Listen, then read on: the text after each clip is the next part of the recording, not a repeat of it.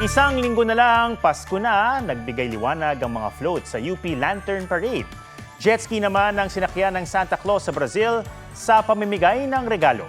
May-report si Mark Salazar. Maliwanag, makukulay at may kanya-kanyang ipinaglalaban. Muling bumida ang mga float ng mga iskot-iska sa 2024 UP Lantern Parade sa Diliman, Quezon City. 26 na lantern ang nagtagisan. Maliwanag na rin sa Matnog, Sorsogon ngayong pinailawan na ang giant Christmas tree sa munisipyo.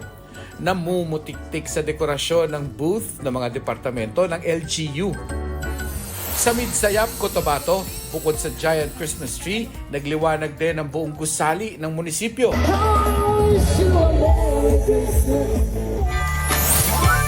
Ngayon tamo, Merry Christmas! Tinawag namang most Christmassy house in Bohol ang bahay ni Mrs. Mila Lim sa Tagbilaran City. Mula labas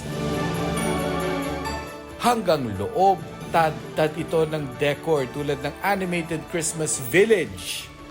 Sa Mutsari ang mga Santa Claus, may giant, may musikero at may nagpaparachute. Pero ibahin ninyo ang Santa Claus sa Brazil. Hindi sleigh, kundi jet ski ang sinakyan para makapaghatid ng regalo sa mga bata.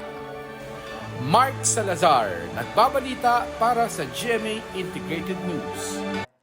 Huwag magpahuli sa mga balitang dapat niyong malaman.